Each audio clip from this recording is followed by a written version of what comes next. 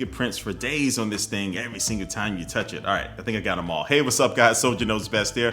This is the new Samsung Galaxy Note 10 Plus, and I have to say that I'm actually really liking this Aura Glow color. This is one of the new color options that they have. And they have some more traditional colors like black, red, and blue. I don't know, I'm really liking this one. It kind of has the most aggressive taste of the rainbow that you can get. But anyway, this is the new phone coming from Samsung, and every time I review a new Galaxy Note, I'm reminded of what makes it special, what makes it unique. And the reason I say that is because every single time I think about the Galaxy Notes, I think of two things. I think of big, and also I think of stylish. And so let's start with the big aspect of it. So the Galaxy Note has always been a big phone compared to the normal phones that are released around it. And I have to say that Samsung has done a great job this year at making a big phone not feel big. And I also like that Samsung went with a more boxy feel to this phone. So some phones go way too much on the curvy side, but Samsung has just enough curve on the screen to really make it just conform to your hand nicely. And I like the fact that you still have the smaller Galaxy Note 10 to choose from, even if this phone feels too big. But I think this is the best feeling big phone that I've used in recent years. And even with this phone having a huge 6.8-inch screen, which I have to say is the best screen that I've seen on the phone. And I usually say that almost every 3 or 4 months now. You probably caught on to that, but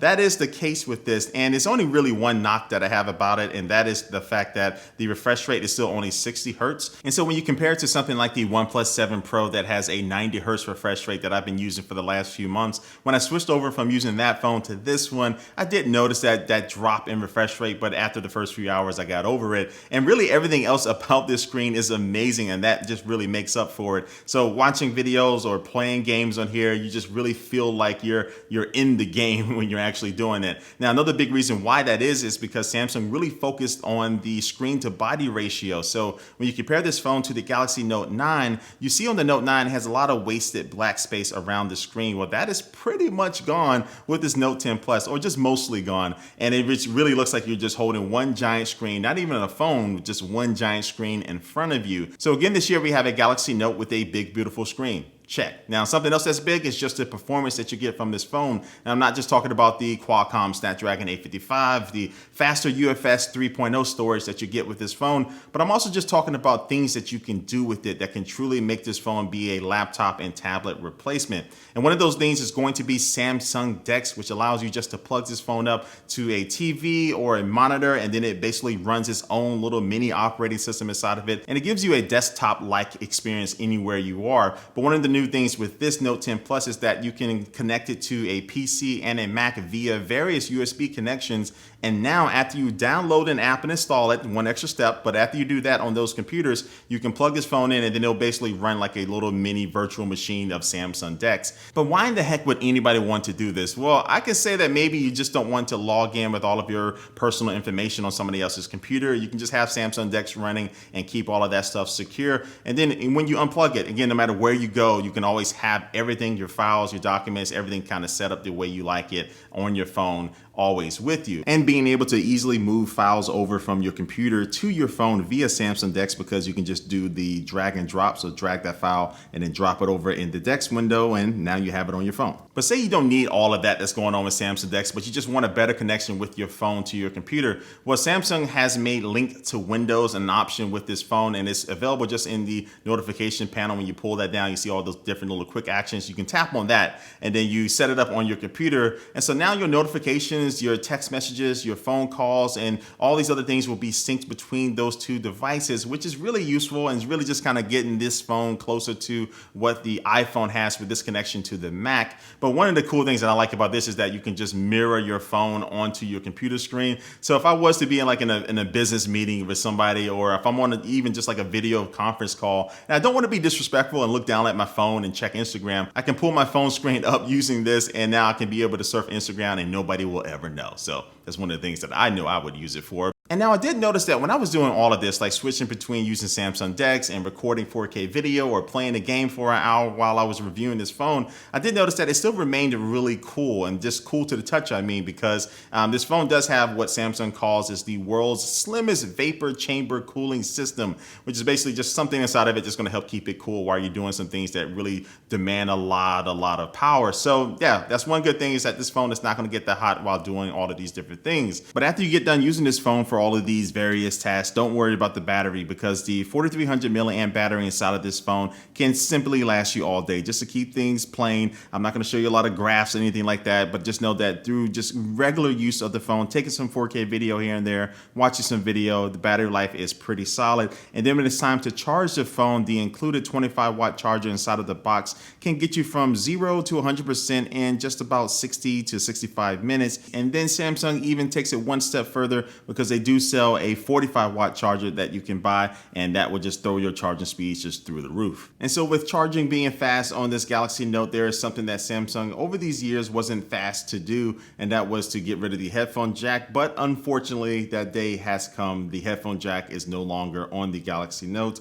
but they do include a pair of USB-C headphones that you can use inside of the box with this phone. But at least they do keep the micro SD card slot so you can expand your storage. Okay, so let's talk about Samsung's One UI software real quick, and this is their software that runs on top of Android. And I have to say that generally the performance is pretty solid all the way around, even though there are phones like the OnePlus 7 Pro that cost hundreds of dollars less that get even faster performance just when using their operating system, even though that software doesn't have as many things that you can do like you can on this Galaxy Note. I would like to see that performance kind of match that particular phone. But I do like the features like this screen recording that's now throughout the entire OS, so you can record yourself doing stuff like this, and I can move my big head all the way around the screen. So this would be cool if you're trying to show somebody how to do a particular feature or something on their phone. You can kind of walk them through it. And then hopefully we can see an increase in speed to the adoption rate that Samsung has when they're trying to update their phones to the new version of Android that comes out every year. I still feel that they're a little slow when it comes to that, but hopefully that can get fixed. So yeah, when it comes to power, performance, and the screen,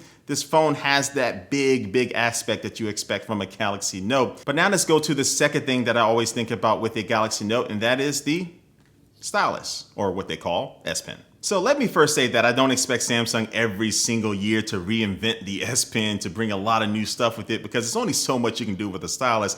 But this year they do have some new things, including some new air gestures that you can do. And so you can use these air gestures with the camera app. So once you have the app open, you can press down and hold on the button on the S Pen and then swipe left and right in the air, and then it will rotate between your different camera presets. Or you can also press and hold on that button and do like a circle, and that will either zoom in or zoom out when you are recording video or when you're actually wanting to take a picture. So I use this to kind of frame up this shot when I'm sitting on this, next to these train tracks. And it worked for this particular situation. I was able to kind of get a different shot every single time I zoomed in, and I can go back and choose which one that I would like.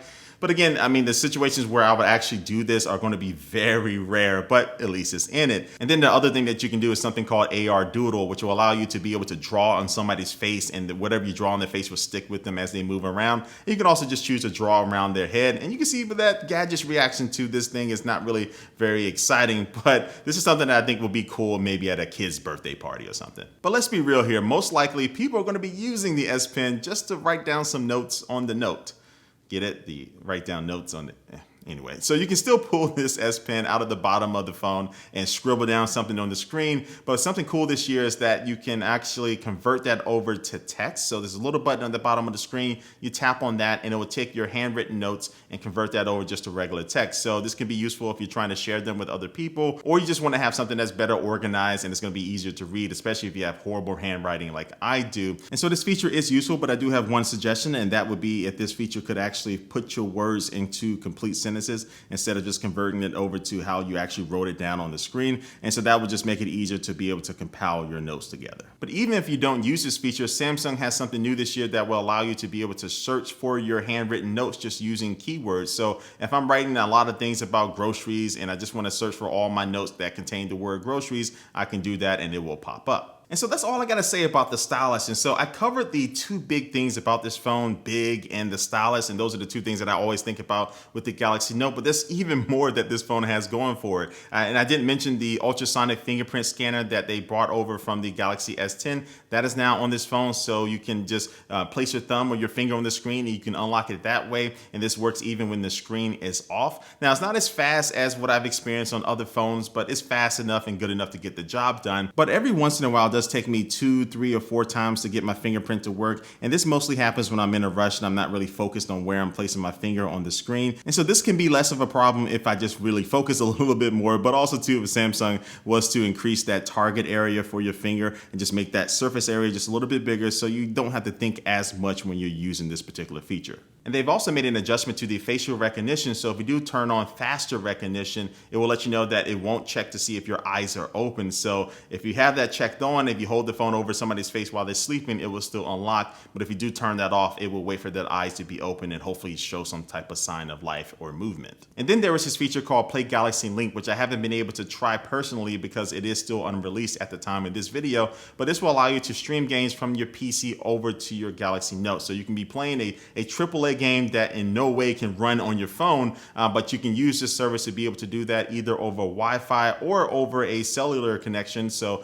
you will be able to play this while you're sitting at the barbershop or you're riding on the bus. And especially if you get the 5G version of the Galaxy Note, that would be something really cool to show off. But yeah, until this comes out, I can't really talk too much more about it, but I'll revisit this when it does finally release. And then this phone does have some loud stereo speakers that I have to turn down the volume on my ringtone every time I'm out in public, because when it starts ringing, this thing just wakes up the entire store. Then also this phone does have the new wireless power share feature that was introduced on the Galaxy S10. So this allows you to place another phone or other pair of headphones that may have wireless charging capabilities. You can place them on the back of the phone and the phone will actually charge them. And so all of these features are cool, but now let's get to the main feature that I think is pretty consistent with people when they're looking to buy a new phone, and that's going to be the cameras. And we have a bunch of new stuff this year. So the big thing is going to be on the back. They now have that triple rear camera setup that was introduced on the S10. So this allows you to have an ultra wide camera now, which will allow you just to really change your perspective when you're taking a photo. And so this is something that is now becoming the standard now on smartphones. So it's good to have. And it's also able to be used within video mode too, if you wanted to do that. And also night mode is now available as a preset in the camera options. So you can enable this using the rear facing camera to brighten up your darker shots. And this can also be used with the front facing camera. So if you want to take some selfies in the heat of the night, you can still do that.